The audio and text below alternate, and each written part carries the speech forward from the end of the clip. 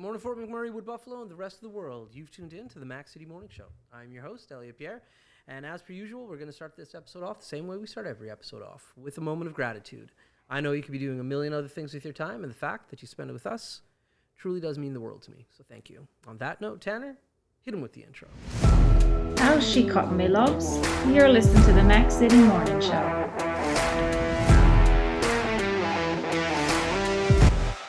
All right, and we're back. Okay, we have a fun guest today because she does something that I'm actually very interested in, and my little sister does as well. So I have tons of good questions for her. As you guys know, I don't introduce my guests. I let them do that themselves. So on that note, can you please tell everybody at home who you are and what you're about?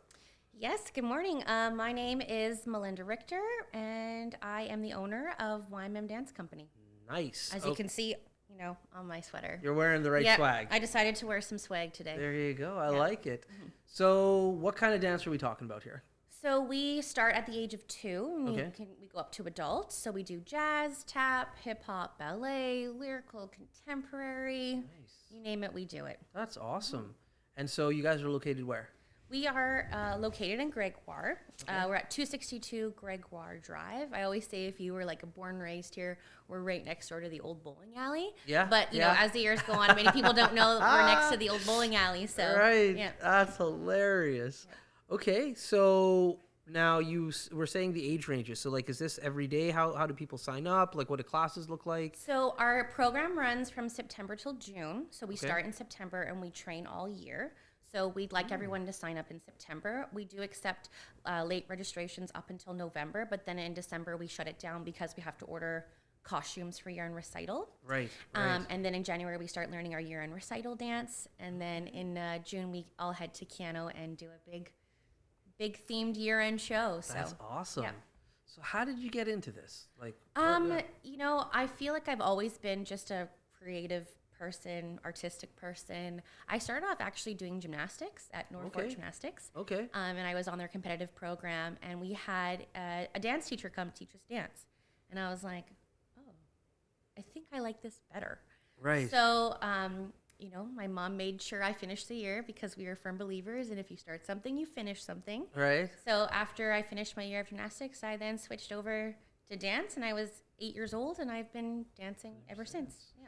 So what kind of dance did you start off at? Ballet, tap, jazz? Jazz. Mostly jazz and hip-hop, yeah. Okay. And then as I decided I wanted to do dance a bit more competitively, then I started taking everything and just being at the studio 6-7 days a week. And I'm still there 6-7 days a week. That's awesome. Yeah. Wow. So when you were doing all of this at that young age, did you have a feeling that this was something that you wanted to transition to as a career, or were you just doing it for the love of dance and then it just happened to be, well, you know what, I'm going to start my own studio? Yeah, I think it started as just like a love for dance. And then as, I got older, it was just something that I really enjoyed. Mm-hmm. And, my parents always told myself and my brother that, like, we want to make sure whatever you do in life that you wake up and you go to a job that you're happy at. Yeah. It doesn't matter how much money you make. You just really need to enjoy what you're doing because life's so short. So appreciate that.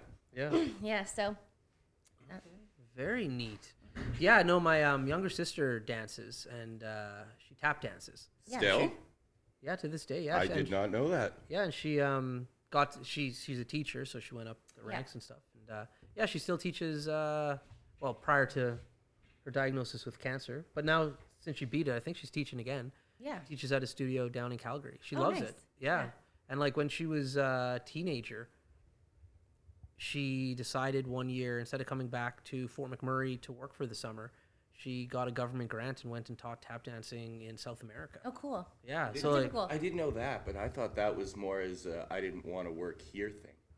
It was a combination, yeah. A little bit of both? Yeah. A little bit of both, that's right. Yeah. So, yeah, it's one of those things growing up, like because my sister was dancing and I had friends who were in dancing, guys and girls. Like I used to go to the recitals all the time at Keanu and love it.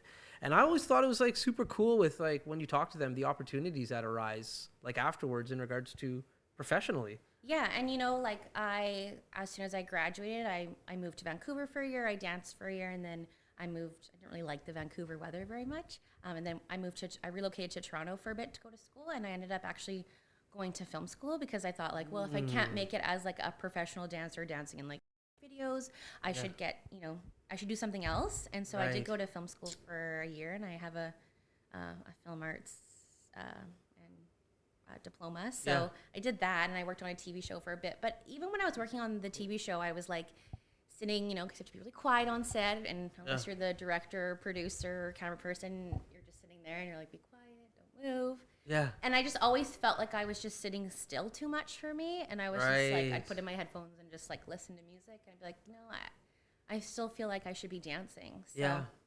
What show? I know. Sorry, you were about to ask, right? No, I had a totally different question. Oh, about the weather. Yeah. Okay, let's go with Tanner's question first. Okay, go. Yeah, why don't you like Vancouver's weather? Because, like, I love Fort McMurray, but, like, I would love Fort McMurray with Vancouver's weather. I know. I felt like it was just for me, weather really affects my mood. And as somebody who is just very creative and always has to be, like, bubbly for my job and things like that, I just felt like when you wake up and it's like, it's cloudy, it's raining. Yep. It just kind of gets to you eventually. And, I mean, when it's beautiful in Vancouver, it's beautiful, like, but it just wasn't for me. I love to go visit. I mean, we went there this November for a dance convention, and it was raining too. And I was like, "Welcome, this is." I'll take rain over minus 40 plus winters. You will? No. I think it's. I like the balance here. Yep. I've been blessed my whole life going to Vancouver. Yeah. It would always be sunny. Yeah. So like I never understood what people were talking about. Like it might rain here and there, but like for the most part, like a vacation, it'd be sunny. And I went there right before COVID, and I was there for like a week and a half. Oh man, and it was gray, low ceiling. Yeah. And I didn't want and I'm an upbeat guy. Yeah. And like by the end of the trip, I was like, I'll sleep in until like 11. Like my whole mood just slowed down and was, I don't want to say negative because it wasn't negative, but it wasn't the vibe I was normally accustomed to. So I understand exactly what you're saying. I'll take minus 40 for a week or two with like bright skies over having to deal with that cloud cover. It doesn't matter how bright the skies are if when you go outside for more than 3 minutes you can't move. Yeah, but you can look outside your window. So That's right. Yeah. So now my question: what show were you on? So I actually got a job working on a TV show called Blackstone. It was on APTN. Okay. So I was a producer trainee on it. So I worked directly behind the director for 2 seasons. Cool. Yeah. That's a neat opportunity. Yeah.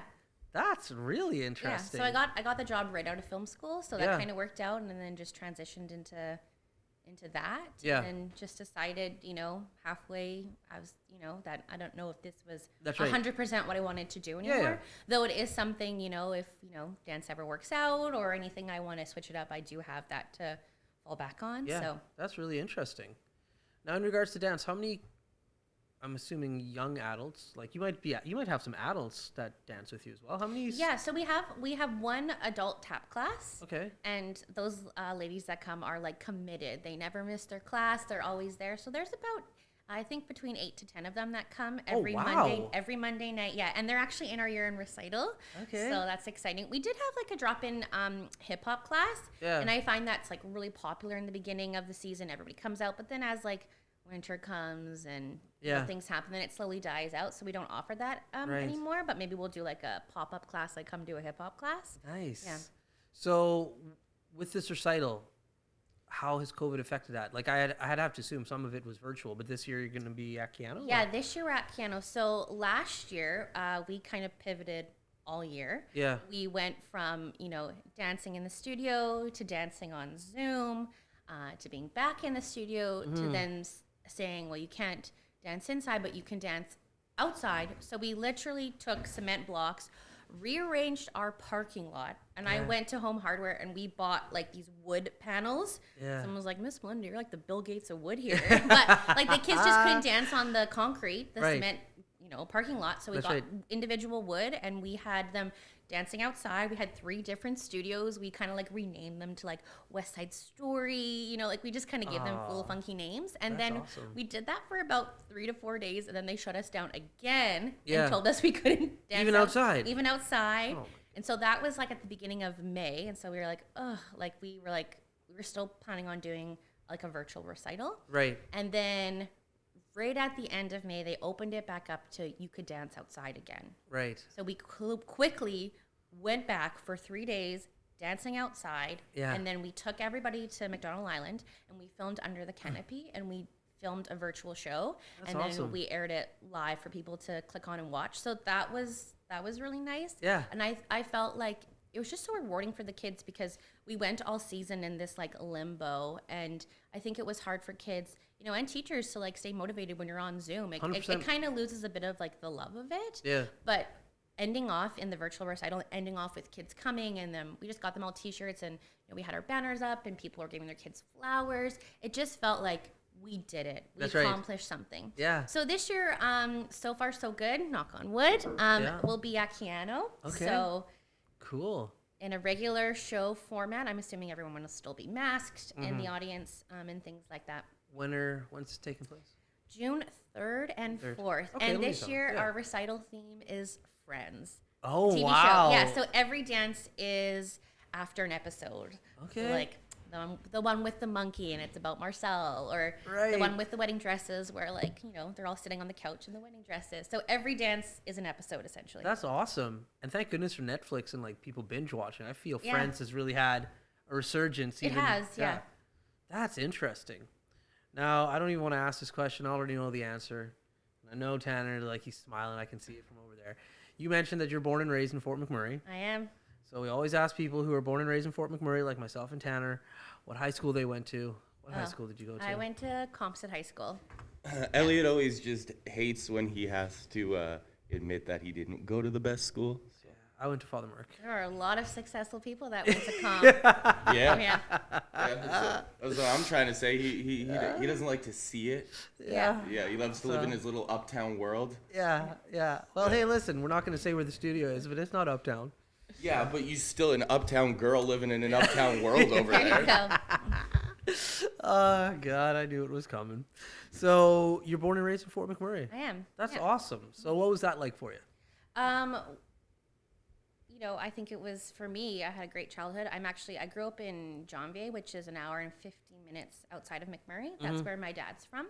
And that's where I grew up. I went to kindergarten, grade 1, and then I was homeschooled in grade 2. And then in grade 3, I came to town and lived with my aunt and cousin during the week. Okay. And then when I was in grade 6, my mom moved to town with us full time. And then eventually my dad moved to town. So always growing up in the Wood Buffalo region, and my parents, they still live in Jonvier. That's their main residence right now. Right. And that's our home. Yeah. But growing up in here, you know, you've seen a lot of change.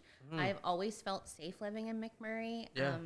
I loved growing up here. I think McMurray gave myself so many opportunities with just the jobs that my parents were able to have. I don't think I would have been able to do the things in life that I got to do if my parents didn't have great jobs to be able to send their kids to, you know, any dance camp they wanted, any summer intensive, you know, go to cities like Vancouver and Toronto and live and support their children so that they can live out their dreams. So I feel like for me, McMurray has always just been a place that, you know, anything is possible. There you go. Love it.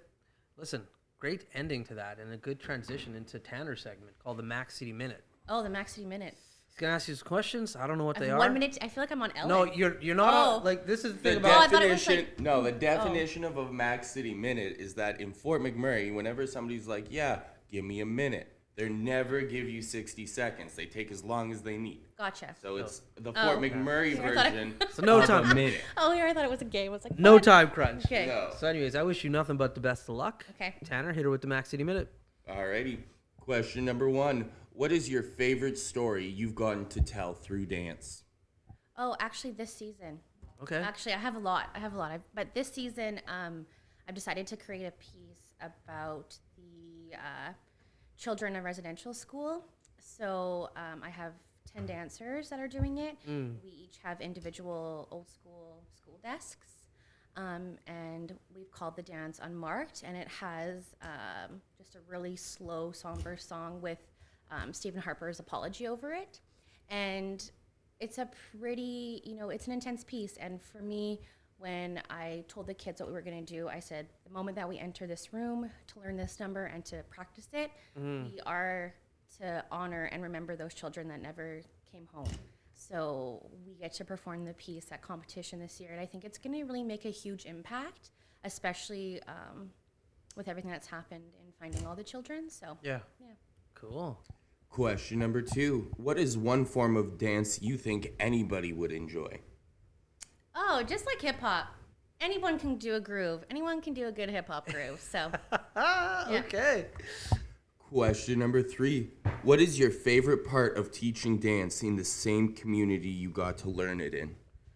Oh, that's easy. I think as a dance teacher, what's the best part of my job is I can teach kids from when they start at 2, and I'll see them till they graduate and long after that. So I think that's the best part. It's that year after year, I get to continually be in their lives. Yeah. Question number 4. What is one story of teaching children how to dance that stands out to you? Oh, Head scratcher. head scratcher. Yeah. One story of teaching it. At the end of every class, I always say, I'm wonderful, and they repeat after me, I love myself, I'm beautiful, and I am a dancer. I love that. And so that. we start that at 2, and we say that till the day they graduate. And I actually have a girl who works with me now that I grew up teaching, and I didn't realize that she actually got that tattooed on herself. No way. It's just such a reminder, like every day, like just to say those things to you. So I think just something as simple as how we end the class has stuck with our That's students. beautiful. Yeah. I love that. And your final question. What is the biggest thing you missed in your time living away from Fort McMurray? My family. 100%. And those have been your 5 questions. So we had a guest on here a little while ago, and Tanner was asking, and it's a good question. When you went to comp, where did you go to eat during lunch? I ate in the cafeteria. Like, Comp had really good cafeteria food, like the Caesar salad and the specials. And then eventually, once I got my car, then sometimes we'd go to like Booster Juice or Classic Q's Pizza. Okay. You didn't do the Keanu College I never cafeteria? we never really walked over there a whole lot. We always just stayed. I mean, my mom and dad always packed my lunch too, so I always had lots. But yeah, I thought our cafeteria had excellent food. Okay. Yeah. Yeah, I wouldn't know. That bell rang and I was just We're gone. out that door. Yeah. Gotcha. I know no shade on Keanu College. Like, I ate at their cafeteria when I went to school there, and then as an adult, if I was working there doing stuff, I'd eat at the cafeteria. But like, I never thought it was like mind-blowing food. It was when you were 16, had $5, and would really enjoy a snack right now. Oh, okay. Fair enough. Yeah. Were you allowed, like, that's another question, once again, didn't go to comp. So you were allowed just like roam Keanu College? Yeah, you could just. So we were, but the kids of comp today aren't actually allowed because they've moved to 7-8, and they don't want the 7-8s roaming into Keanu or outside the school. Yeah, because I went to high school at grade 9. So. Yeah. Right. But yeah, you could go to comp, you could go to Keanu, you could go to any That's of the... kind of cool. Yeah. They didn't like it because a lot of kids would skip class and then sit in like the lobby of Keanu College and just skip class. But every once in a while, a security guard would just go through and be like, "How old are you?" Yeah. And you'd be old like, enough. "Yeah," and you'd be like 18, and you'd be like, "Go back." You'd be like, "All right, yeah, I'm 15." I never skipped class, so I don't know about that. Yeah, me either. Yeah. I just heard about this. Me either, Mom and Dad. Yeah, this is just what I heard from I was in my science class. I love that. That's hilarious. So you've been doing this for a while now in Fort McMurray. It sounds like you have no need and or want to stop dancing. No, I really enjoy what I do. Yeah. And, I think a lot of people wake up every day and go do jobs, and that maybe they don't enjoy as much. But every day I wake up and get to do something I love, and, time really flies when you do that. Yeah. What about you, Elliot? Do you wake up and go to a job you don't like? Oh, I love my job. Yeah, me too. Love my job. Except for today, I slept in a little bit. My kid, I have the cutest kid in the world. So the alarm went off, and he came in, and he was like, "Hey, Dada, your alarm went off." And I said, "Okay." I was like, "I just need 2 more minutes." He said, "Okay, Dada, no problem." And then he went and did his own little morning routine. And then I woke up 5 minutes before we're supposed to leave, and I'm supposed to drop him to school. I was like, "Oh, what the heck?" I was like, "Keegan, what happened there?" He's like, "Dad, you obviously needed to sleep, and I didn't want to bother you, so I figured I'll just be very quiet and let you get that extra rest you needed." Aww. I'm like, "Oh my gosh, well, that's sweet, but we gotta go." That's right. So, I think dance is cool, and I've seen a lot of people who are really passionate about it. It gets them out of some negative places in their lives. I love what you're saying at the end. That's beautiful. I want you to write that down before you leave, so I can start saying something cool like that. I think it's very impactful, and I love watching dance, and it's a skill set that everybody can do it, but not everybody can do it well. Yeah. So when you like foster that like teaching behind it, I think it's amazing. Yeah. Very cool. Everybody can dance well, Elliot. You just gotta dance to dance well. Dance, it doesn't have to be coordinated or planned out. You just dance and you feel good, and that's good dancing. There you go. So listen, before we cut you loose, because I know we're hit the 20 minutes, or we're right at it. Everybody gets a shameless shout out or plug before they go. Shameless shout out. Shameless shout out or plug. So you got the lights, the camera, and the mic. Who I'm gonna say hello to? You can say whatever you want. Whatever you want. We had one guy shout out his car. Yeah. So. Oh, well, then I'm just going to shout out to all my dancers at YMM Dance. There we go. There we go. Awesome. Well, listen, thank you so much for coming. Anytime you want to come back, please come again. Yeah. Any of your students, teachers want to come on the show to promote anything you guys have going on? Awesome. More than free to come. And one before you leave, how can people get in contact with the dance studio if they want to register themselves or their kids? So we won't open up registration until May, but you can always go on our website, www.ymmdancecompany.ca, and there is a link there to email us. Sweet. Awesome. Awesome. Well, anyways, Fort McMurray, Wood Buffalo, the rest of the world, that's been an episode of the Mac City Morning Show. Thank you so much for tuning in. Do appreciate it. Hopefully you're having a great day, and we'll see you tomorrow. Peace. Bye. I just dies at this. That's another Mac City Morning Show done. It's so ballistic!